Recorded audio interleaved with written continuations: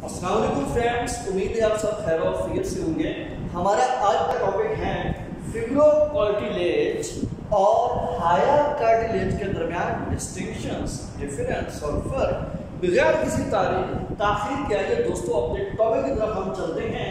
First of all, फिब्रोकार्टिलेज की composition, it is made up of thick compact parallel collagen bundles and chondrocytes।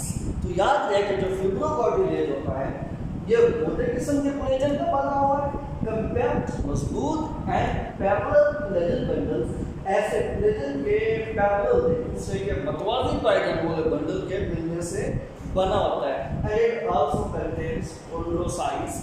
तो ये दरअसल chondrocytes cartilage के खास किस्म के सेल होते हैं, chondrocyte के अंदर ये एग्जिस्ट करता है। नेक्स्ट इसमें आप देखें हायर लाइन इसके मुकाबले में किस चीज की बनी होती है।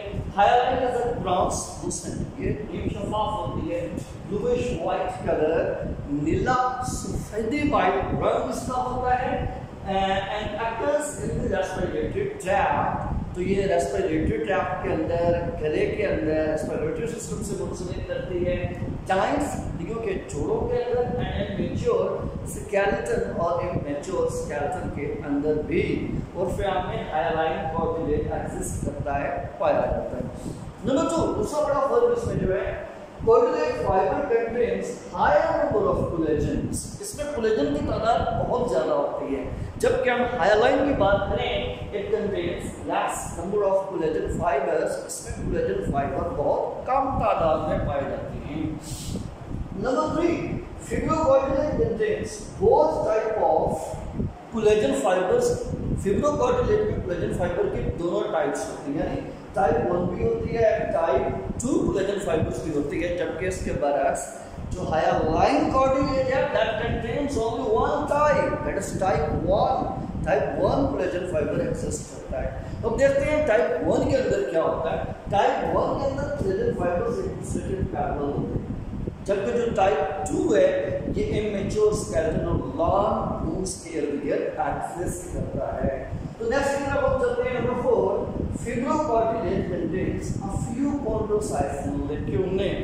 सबसे पहले लेक्यूने आते हैं। Lacunae is a cavity in which cartilage cells are existed. ऐसी कैविटी स्पेस होती है जिसके अंदर कार्टिलेज के सेल्स पैदा होते हैं, जिसे हम लेक्यूने कहते हैं।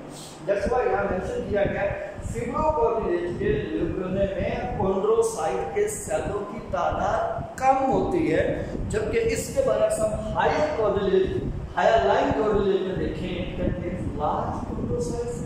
ल्यूकेने, उसके ल्यूकेने में chondrocyte सेलों की तादाद बेतहाशा होती है। Number 5, fibrocartilage is of white in colour, ये रंग में मोस्टली सफेद होता है, जबकि इसके बरअक्स हमारे पास है ब्लूइश व्हाइट कलर। तो जो हाइलाइन कार्टिलेज है ये नीले सफेदी व्हाइट कलर का होता है, सफेद भी होगा लेकिन उसके अंदर हल्की हल्की झलक नीले रंग की भी एक्सेस कर सकती है।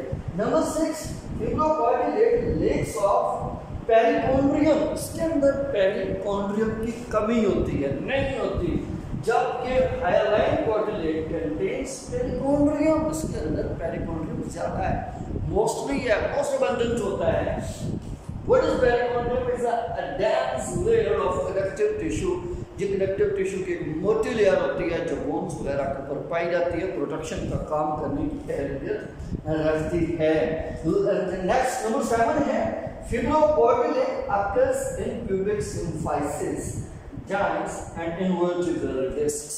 ये प्यूबिक फाइसिस में होता है, इसके अलावा जॉइंट्स के इर्द-गिर्द है, इनवर्टिब्रल डिस्क्स जो रीढ़ की हड्डियों की वाली डिस्कें होती हैं वहां पर भी ये पाया जाता है। ये जब याद रखिए कि प्यूबिक सिम्फाइसिस ये हमारे इस कूल्हे के फ्रंट साइड पे होता है, छोटी सी हड्डी अंदर की तरफ होती है, छोटी सी, जो प्यूबिक को आपस में जॉइंट कर रही होती है, जोड़ रही होती है।